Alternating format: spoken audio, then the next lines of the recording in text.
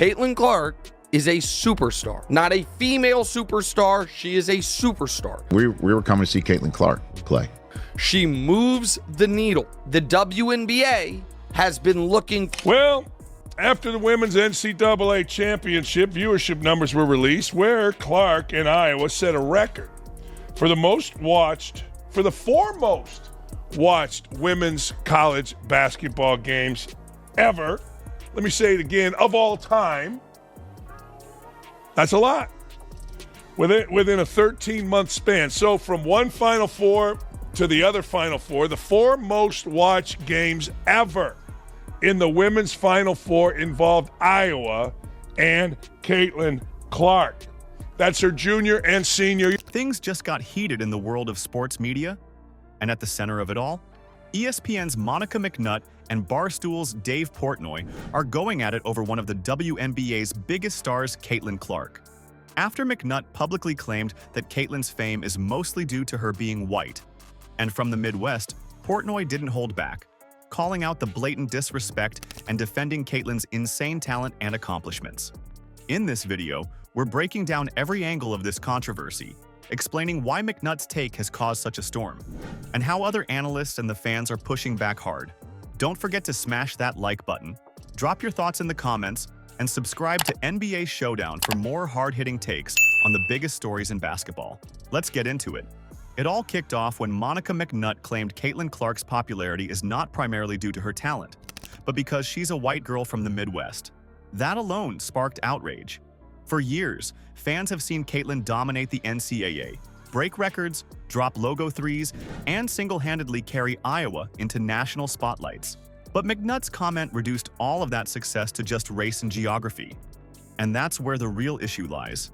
The suggestion here wasn't just about privilege, it was about dismissing a body of work that speaks for itself. Caitlin isn't a social media phenomenon who got famous off court.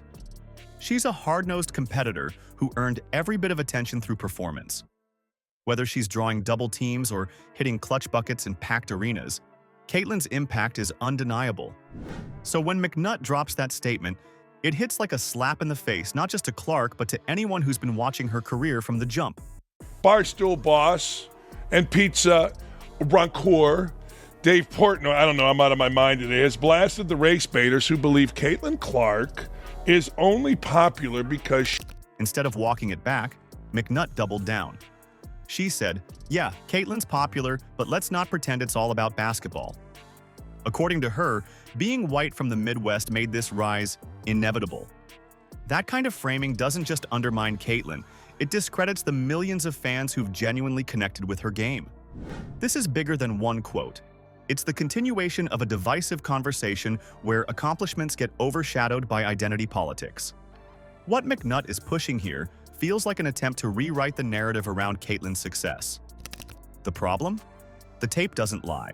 The ratings don't lie. The packed stadiums don't lie. It wasn't just regional love, it was national buzz built on performances that left jaws on the floor.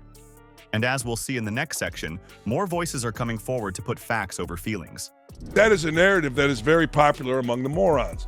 Major moron, Monica McNutt, how she has a job, I absolutely know, at ESPN, said, well, you know, she's in the Midwest, she's popular, and let's face it, she's white.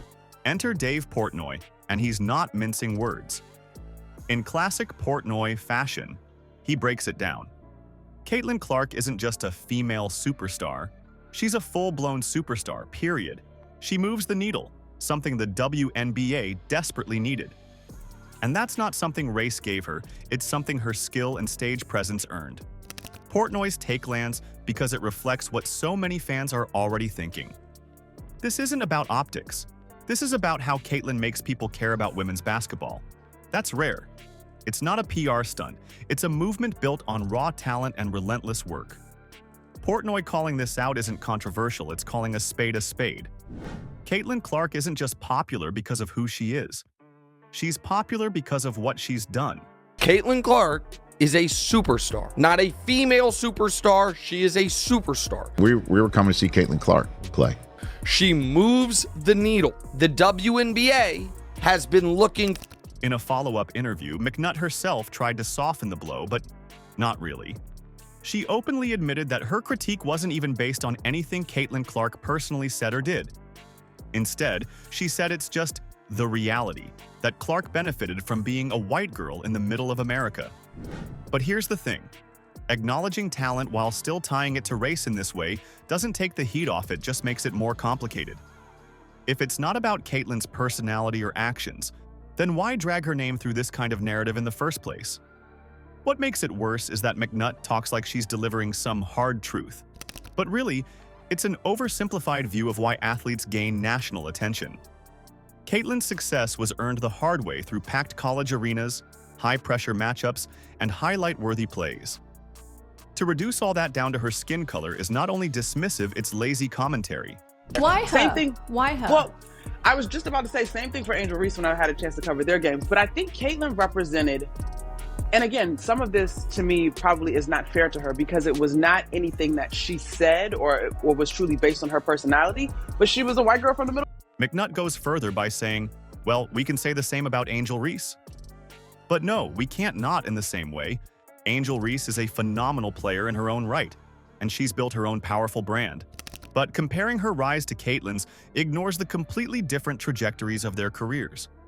Reese became a household name partly due to high-profile moments like the NCAA title game, but Caitlin Clark's rise has been consistent and built on years of elite play and record-shattering performances. It's not about downplaying Angel, it's about being accurate in comparison.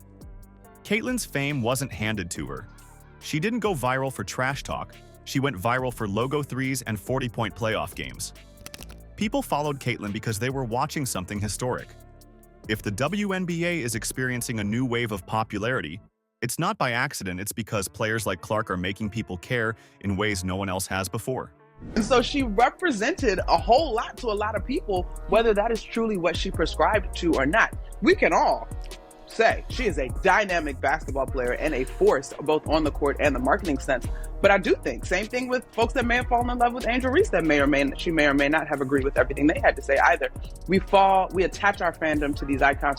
The final blow to McNutt's argument comes in cold, hard numbers. Caitlin Clark had the most watched women's basketball game of all time. She's also set viewership and merchandise records in under 13 months. These aren't flukes. These are indicators of real, widespread influence. And these milestones aren't achieved by media hype or by being from the Midwest. They're earned on the court through sweat, skill, and sensational play.